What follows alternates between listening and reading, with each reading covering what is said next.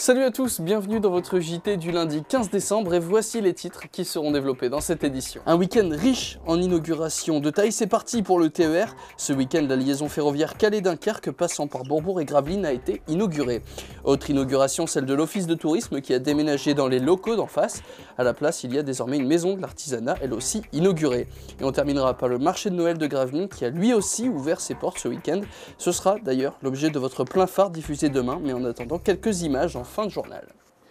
Ce week-end, le nouveau TER Calais-Dunkerque a donc effectué son premier voyage. Grâce à l'électrification de la ligne, de nouveaux aménagements et le doublement de la voie sur certains tronçons, le trajet en train le long du littoral sera beaucoup plus rapide. Des trajets qui sont également facilités grâce aux liaisons entre le TER et la ligne A de Decabus Marine. Un reportage de Patrice Bernard. 35 à 45 minutes, c'est le temps de trajet du nouveau TER entre Calais et Dunkerque. Les trajets les plus longs desserviront Coudekerque-Branche, Grande-Synthe, Bourbourg, Gravelines, Beaumarais et Fontinettes, mais 9 des 15 trajets hebdomadaires sont des trajets rapides, un avantage certain pour les Gravelinois. Nous avons la chance d'avoir la région qui a électrifié la ligne Calais-Gravelines-Dunkerque ou Dunkerque-Gravelines-Calais. Donc Gravelines est à un quart d'heure de Calais, un quart d'heure de Dunkerque, un quart d'heure 20 minutes, avec une fréquence de 15 à 16 trains par jour pour le moment, mais je pense que ça ira en évoluant. Je pense que pour les Gravelinoises et les Gravelinois, c'est vraiment une aubaine, quelque chose de très positif. Donc je pense que ce sera vraiment un projet qui va amener du développement, des liaisons pour les jeunes, pour les affaires et pour le commerce en général. Cette ligne offre la possibilité aux habitants de l'agglomération de circuler à bord du train entre Gravelines et Dunkerque à l'aide d'un titre unique avec un abonnement Decabus. Et de nouvelles correspondances horaires entre le TER et la ligne A ont été mises en place. Le trajet change en soi pour desservir la gare de Gravelines avec les nouveaux aménagements qui ont été réalisés par la communauté urbaine de Dunkerque avec des quai-bus adaptés justement pour permettre aux bus de la ligne A de marquer un arrêt en gare de Gravelines en toute sécurité. Et également ce qui change, c'est que certains directs de cette ligne ont été suppléés, je dirais, par le train entre Gravelines et Dunkerque. Donc il y a eu quelques adaptations horaires qui ont été faites en ce sens. En raison de la mise en service de ce TER, le direct de 9h au départ de Gravelines est supprimé, tout comme celui de 16h05 et 17h au départ de Dunkerque. Autre changement, la ligne de car BCD, Boulogne-Calais-Dunkerque, va bientôt fermer. Elle fera sa dernière tournée le 31 décembre. Pour connaître tous les nouveaux horaires du TER et de la ligne A, rendez-vous sur www.decabus.com.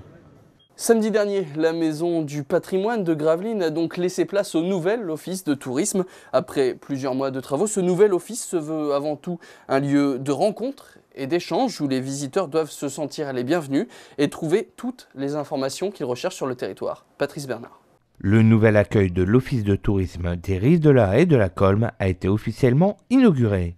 Les visiteurs pourront y découvrir un nouvel espace complètement repensé, plus vaste, plus moderne, plus chaleureux et en accord avec son temps. Un espace plus grand mais aussi plus fonctionnel avec justement des univers indépendants. La boutique pour le côté souvenir et les produits du terroir, l'espace numérique qui permet maintenant en fait de se connecter quand on veut, aller voir sur sa boîte mail et puis se renseigner sur le territoire. L'espace enfant aussi qui permet un petit peu aux parents de pouvoir faire autre chose, des recherches pendant que les enfants en fait jouent un peu.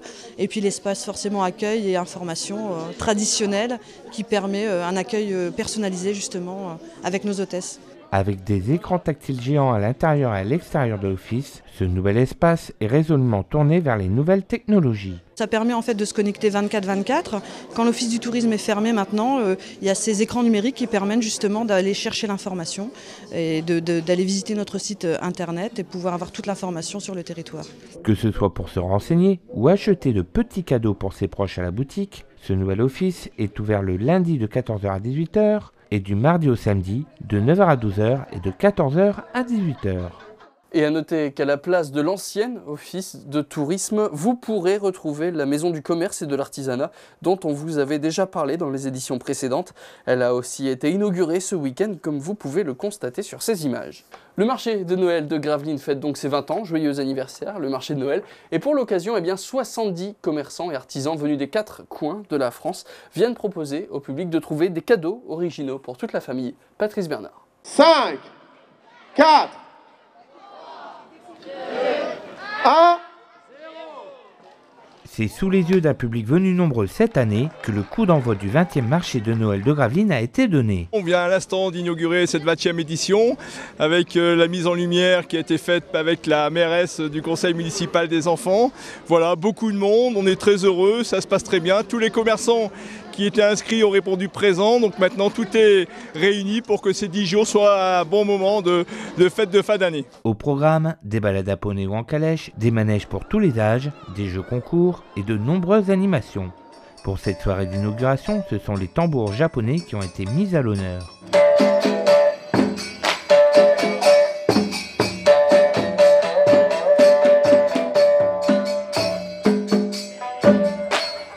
Reconnu comme l'un des plus beaux marchés de Noël de la région avec celui d'Arras, ce marché de Noël fermera ses portes le 23 décembre avec la tartiflette géante, le feu d'artifice et la remise de la voiture du concours Unicom. Un marché de Noël en son et en images que vous retrouverez demain dans votre plein phare diffusé juste après le JT. L'émission de ce soir est quant à elle désormais terminée. Merci à tous de l'avoir suivi. Tout de suite, vous avez rendez-vous avec Aurélien Février et son Delta Sport. Très bonne soirée à tous sur Delta TV.